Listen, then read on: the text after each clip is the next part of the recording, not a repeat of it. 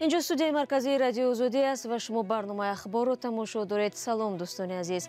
در 15 دقیقه امروز 17 مارت موضوعهای زیرین تقدیمتون می شود. بالوروی نرخ‌های مواد غذایی ادامه دارد. با قول کارشناسان در چنین شرایط پیشگیری از گرانی قیمت‌ها آسان نخواهد بود. بزرگ قیمتی شده یگان چیزی در یه هفته کورس بالانس شده همه قیمت کردن.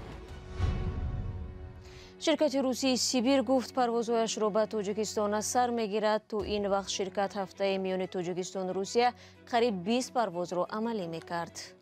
برامش بلیت گرفته بودم و واسرات کردن уже. اینجا نمیدونم.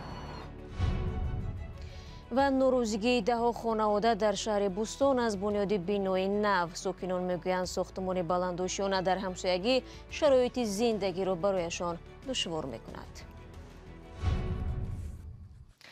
در بازارهای تاجیکستان گرانی نرخ محصولات نیازی اولیه ادامه دارد و نگرانی ساکنان هم بیشتر صدا می‌دهد.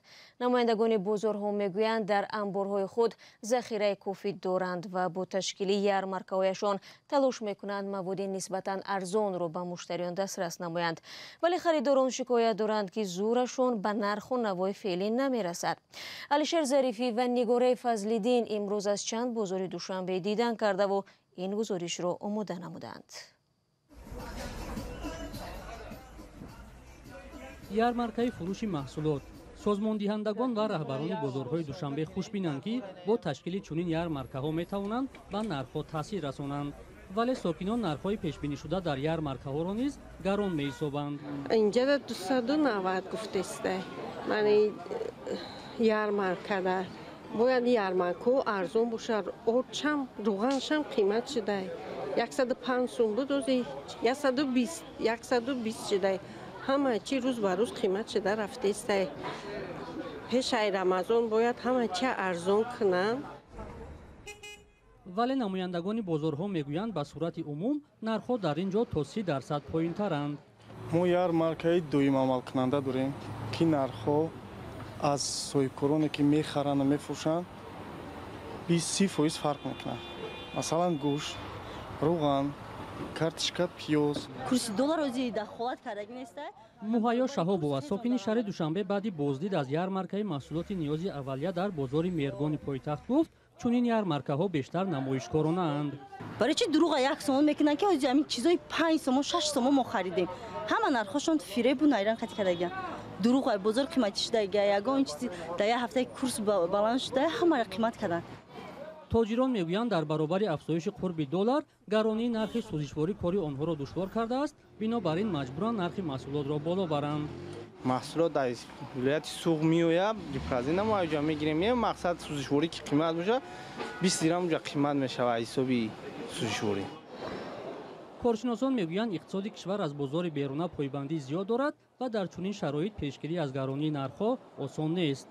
تاجیکستان سیستم اصول بیرژوی ندارد، یعنی که ما نمیتوانیم در اصول تجارت برون مرزی خود را با اصول مال با مال بریم. بالوروی نرخ محصولات در تاجیکستان بعد از حمله روسیه به اوکراین و تحریم‌های سخت کشورهای غربی ضد مسکو به وجود آمد. چنین حادثه‌ها با یکباره بالوروی قرب دلار آمریکایی و کاهش ارزش روبل روسی نیز باعث شد. با توجه به آنکه بخش اعظم محصولات نیازی اولیه از خارج به تاجیکستان وارد می‌شود، هر دگرگونی در بازار بیرونه تاثیر خود را به زندگی ساکنان می‌رساند.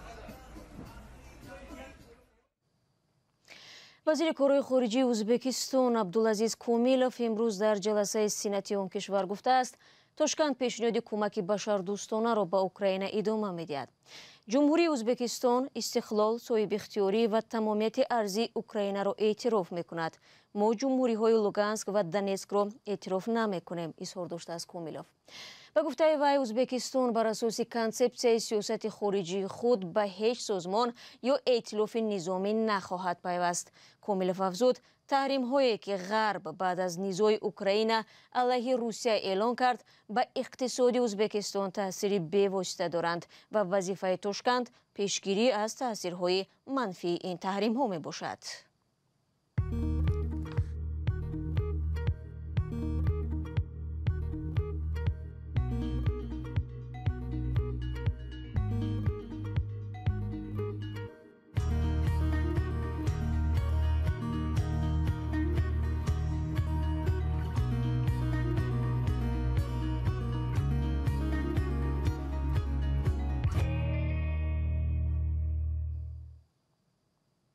شما برنامه اخبار آزادی رو تماشا دارید. نماینده شرکت هوایی سیبیر در تاجیکستان میگوید روزهای نزدیک یک قسم پروازها را به روسیه دوباره برقرار میکنند. این شرکت روسی روز 5 مارس همه پروازهای خود را به تاجیکستان قطع کرده 10 نفر را در دو کشور یعنی در تاجیکستان و روسیه سرسان نمود. اکثر این نفران مهاجران بودند و به گفته خودشان نه پول بلیط را بازپس گرفته توانستند و نه سنه پروازشان معلوم است. مقامات گفتند از وضع پیش آمده آگاهند و برای حل مشکل تلاش دارند. مولا رجب و براد یوسفی دنبال همین موضوع بودند. نقطه های بلیط فروشی شهر دوشنبه این شب و روز کمادم هستند. به گفته بعضی از فروشنده ها در هم بر همه در پروازها به سمت روسیه و قطع شدن بعضی از پروازها کار آنها را سرد کرده است. در این نقطه های بلیط فروشی در نزد سابق بازار شاه منصور شهر دوشنبه امروز ما آدمان کم را دیدیم و آنها هم که به اینجا آمدند اساساً نفرانی هستند که برای پرسیدن بلیط آمدند و بعضی از آنها حالا هم نمیدانند که از کدام شرکت بلیط خریداری کنند، به خصوص به شرکت هایی که به سمت روسیه پرواز میکنند. خریدنی مورد نامعلوم است کدام کمپانی ببینیم نمیدونم. ارزانتر شکافته ارزانتر یا خرم میره. تحریم های کشورهای غربی بالای روسیه بعد حمله مسکو به کیف در کار پروازها میان تاجیکستان و روسیه مشکل ایجاد کرده است. از جمله اول این ماه شرکت سیبیر و یا اس7 پروازهای خود را کاملا به تاجیکستان قطع کرد و صدها مسافر این شرکت حالا نمیدانند که چیکار کنند، چون نه مبلغ بلیطشان را بازپس میدهند و نه آنها را به روسیه میبرند. پرواز نیست تا آخر ماه واقعا نیست. چیکار برونش بلیط گرفته بودم و وزارت کردن میشه. اینجا نمیدونم. نماینده شرکت سیبیر در تاجیکستان در پاسخ به این سوالهای بیشمار میگوید که بعد از 18 مارس آنها چند پرواز گذاشتند و تلاش میکنند که مسافران خود را به روسیه برند. اینچنین نماینده شرکت در تاجیکستان گفت که آنها علاقه بعضی از مسافرانشان را از طریق شرکت‌های دیگر از جمله از طریق شرکت اورال بردند. رئیس موندگی هم از 18 همون طرف رئیس موندگی باید که امیروش پگه حل شود. مسافران رو میبرند. البته تصدیق این گفته ها فعلا غیر امکان است و بسیاری از مسافرانی که شرکت سیبیر به ما مراجعه میکردند حالا هم میگویند که در تاجیکستان هستند. مسئولین آژانس اویاسیون شهروندی تاجیکستان در پاسخ کتبی به رادیوی آزادی نوشتند تلاش دارند تا مشکل مسافران شرکت سیبیر در تاجیکستان حل شود. تا آغاز ماه مارس امسال میان تاجیکستان و روسیه هفته 120 پرواز عملی میشد. از این 18-20 پروازش به شرکت سیبیر متعلق بود که حالا قطع شده است. خبرها درباره کم شدن خط سیرهای دیگر شرکت‌های هواپیمایی نیز در شبکه‌های اجتماعی پیدا شده است. مسافران پروازها میان تاجیکستان و روسیه اساساً مهاجران هستند و آنها این شب و روز نگرانند که چگونه به روسیه روند، اما مسئولین امیدوارند که این مشکل هر چه زودتر برطرف می شود. مولا رجب یوسفی، برات یوسفی، آزادی، دوشنبه. با توجه به آنکه موضوع مهاجرت در کشورهای آسیای مرکزی یکی از مسائل‌های داغ باقی میماند، رادیو آزادی در تلگرام کانال صفحه مخصوص را با نام میگرانت مدیا تأسیس داده است. هدف صفحه بلند برداشتن آگاهی مهاجران درباره حقوق، عهده‌داری‌ها و قاعده‌های بود و باشی آنها در کشور قبول کننده میباشد. بینندگان عزیز، از شما دعوت میکنیم که به صفحه مذکور همراه شوید. ساکنان یک بنا در شهر بوستان ولایت سوق در ساختمان بلندوشانه در نزد خانه‌شان اعتراض دارند. آنها میگویند شرکت بناکار درخت‌های نزد خانه‌شان را بریده بنای نو را در جای میدانچه بازی کودکان، ایستگاه ماشین و تنورخانه‌شان ساختنی است. نمایندگان حکومت و شرکت ساختمانی این اعتراض را ضدیت به آبادی شهر و بنای نو را جزء نقشه گنرالی مینامند. موضوع را همکارم فرزان محمدی پیگیری کرده است. بیش از 100 عائله ساکن در بنای 13 محله دوستی خلقای شهر بوستان از ساختمان بنای نو در روبروی خانه‌شان ناراضی‌اند. به گفته آنها بنای نو خیلی نزدیک به خانه آنها ساخته می شود و شرایط زندگی را در اینجا دشوار می کند. ما روبرو با بنای نو هم دیگر را می بینیم. ما چیکار کرده ایستاده باشیم همسایه های روبرو می بینند. ما چیکار کنیم؟ پرده های غاز چسبانیم. به این هم تیرزه های ما سایه می شوند. جامشویی همون را جای خوشکنی نمی یابیم. 80 ماشین های همون ماشین رو کجا می سردن در جا؟ آخه بینید بچه ها کجا بازی کند؟ ломает нашу танурхона. танурхонаи моро шикаста истоданд. акнун мо дар куҷо нон мепазем? мо дар ин ҷо нишастгоҳҳо ҷамоматҳо ташкил мекардем, вале акнун дар куҷо ҷамъ мешавему менишинем? мо дарахтҳо шинонида будем, вале акнун дар гармиҳо куҷо меравему чӣ хел зиндагӣ мекунем? норозиён ба ҳукумат ва мақомоти ҳифзи ҳуқуқ ва қонун муроҷиат карданд. Сега павдем то прокуратура то ҳукумат рафтесем, ма асар мегем ки худованд ак розӣ бошан ҷада насӯзан охи. раҳбари сохтмон соҳибкори маҳаллӣ Амирбек Азимов эътирози сокинонро беасос медонад. вай мегӯяд лоиҳа аз санҷиши беш аз 10 сохтори назоратӣ гузаштааст ва кори ширкати ӯ қонунист. худатон аз ман мақсад медонед ҳама ҷода ҳама минтақаи тоҷикистонда афзоиши аҳолӣ рафтааст. ғайр аз ин бояд ина қайд кунам ки ман аз ҳамин биное ки ҳозир мо месозем ку ака 5% бо манзили иstiqomатӣ аз ҳаҷми умумии ҳамин масоҳат чӣ мегӯянд тавозуни мақомоти иҷроии ҳокимияти давлатӣ мегузаронем бепул. духтур аст, маълим аст, бо ягон чиз дигар аст, ҳамеҳоям соҳиби манзили иstiqоматӣ мешавам бепул. ҳукумати шаҳри Бӯстон дар ҷавоб ба муроҷиати сокинон навиштааст ки Маъсума Муинӣ, иҷрокунандаи вазифаи раиси шаҳри Бӯстон, зимни суҳбат бо сокинони бинои мазкур таъкид доштанд ки имрӯз дар ободу зебо ва назаррабо намудани ҳар як гӯшаи шаҳр бевосита саҳми сокинони шаҳри Бӯстон зарур мебошад. вале ин баёнияҳо сокинонро қонеъ накардааст.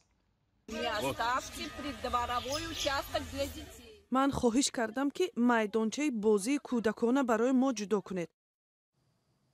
гузориши ҳамкорам Фарзон Муҳаммадиро тамошо кардед аз вилояти Суғд ва ман бошад барномаро идома медиҳам.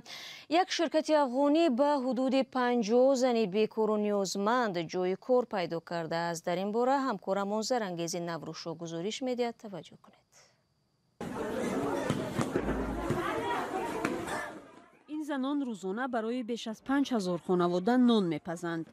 розия зане ки таъмини оилаи 14 нафариро танҳо бар дӯш дорад, ҳар субҳи барвақт ба кор меояд ва то наздики зуҳр кор мекунад.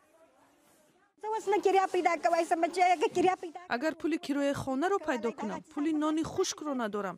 ҳама инҷо медонанд ки ман 4.5 ё 500 сум қарздор ҳастам. заноне ки инҷо кор мекунанд бева ҳастанд. фарзандони маъюб доранд. ҳама аз рӯи мушкилот ба инҷо омадаанд.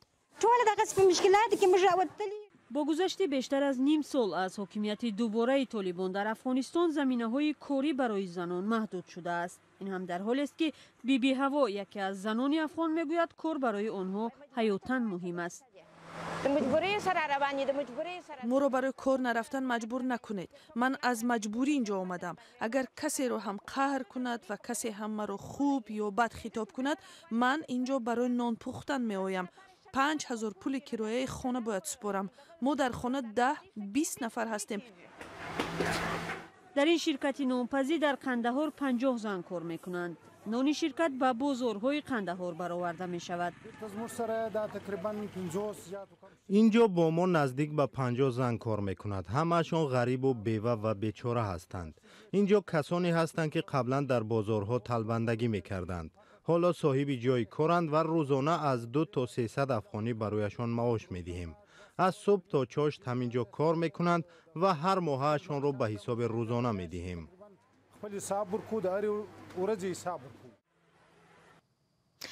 бинандагони азиз, дақиқое ки дар ихтиёр доштем анҷом ёфт. умедворам фардо дигар бора дар барномаҳои радиои озодӣ моро ҳамроҳӣ хоҳед кард. сипос мегӯям ки ҳамеша бо мо ҳастед. то он дам метавонед бо хабару гузоришҳо дар вебсайт ва озодӣ видеои YouTube ошно шавед. то мулоқоти баъдӣ худро аз ҷон эҳтиёт кунед ва худо нигаҳдори ҳар яки шумо бошад.